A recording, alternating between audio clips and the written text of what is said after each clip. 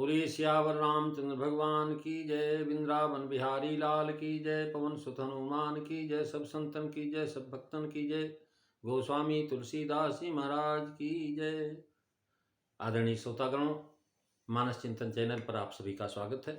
पिछली चर्चा में आप दोहा नंबर 49 की 5वीं और 6वीं चौपाई पर विचार कर रहे थे, जिसमें तुलसीदास जी महाराज लिखते हैं, करी छल मूढ़ो हरि देही प्रभु प्रभाव तस विदिति न तेहि मृग बदि बंधु सहित हरि आए वासम देखी नयन जल छाए मंगल भवनु अमंगल हारी प्रभु सुदशरथ अजीर बिहारी। श्री राम जय राम जय जय राम, श्री राम जय राम जय जय राम। महाराज भगवान श्री राम जो है सीता माता के आग्रह पर कंचन वृक्ष के पीछे जाते हैं और उनके जाने के बाद रावण जो है साधु का वेश बना करके सीता का हरण कर लेता है। भगवान श्री राम जब मृग का वध करके वापस आते हैं तो महाराज आश्रम को जानकी से रहित देख करके महाराज में बड़ी चिंता हुई। आंखों में अश्रुपात होने लगा, जैसे महाराज आम विरही लोगों का होता है।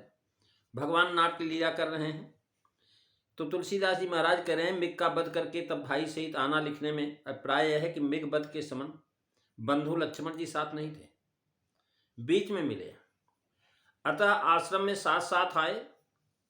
और जो है यहाँ पर महाराज यहाँ मृग वध कह करके कुरंग का हिरण है। कल ही हमने बताया था कि महाराज मारीच था जो सोने का मृग बन करके गया था। अध्यात्म में तो रावण मंदोदरी से स्पष्ट कह दिया कि मैं जानता हूँ कि श्री राम विष्णु है और जानकी लक्ष्मी, उनके हाथ से मर करके परम पद प्राप्त करूंगा। यही विचार कर मैंने सीता हरण किया है।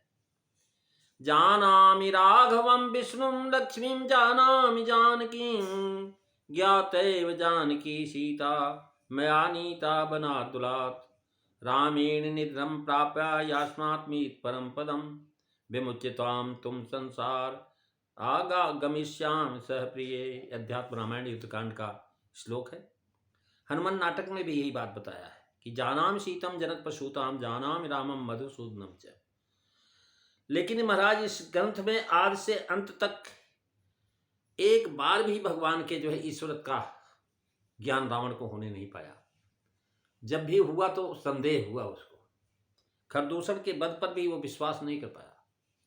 उसको लगा हो सकता है खरदूषण का वध हो गया हो, लेकिन अगर ये भगवान होंगे तो सर्वज्ञ भी होंगे। सर्वज्ञता की परीक्षा लेने के लिए गया। महाराज पूर्ण निर्वाह दिखाई पड़ता है कि भगवान ये चाहते हैं कि रावण को अगर पता लग गया कि भगवान है, ईश्वर हैं, तो महाराज ब्रह्मा को ये कहेगा, ब्रह्मा तुम झूठ बोलते हो, मैं मनुष्य के हाथ से नहीं मारा गया, मैं तो ईश्वर के हाथ से मारा गया। तो इसलिए ब्रह्मा की बदनामी न हो, तो भगवान अपने आप को छुपा के जा रहे हैं।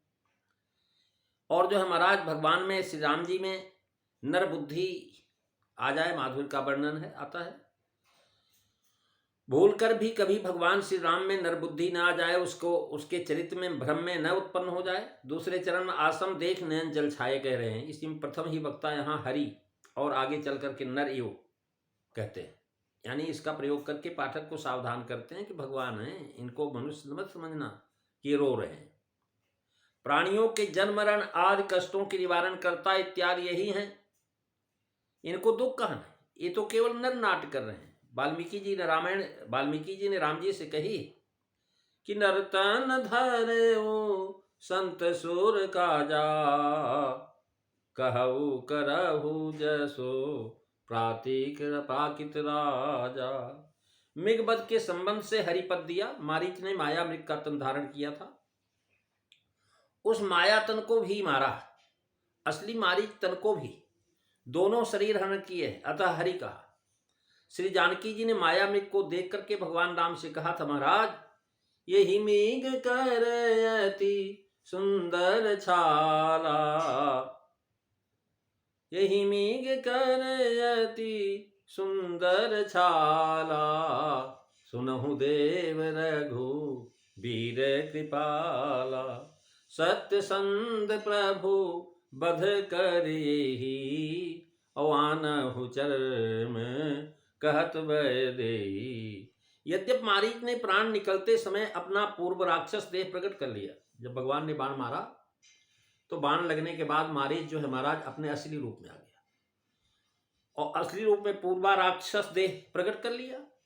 फिर भी ये तो हरि हैं, सत्य संग है। उन्होंने वैदेही के वचन को पूरा करने के लिए उसको मायावी शरीर को उससे अलग कर दिया और उसे भी मार करके साथ लाए।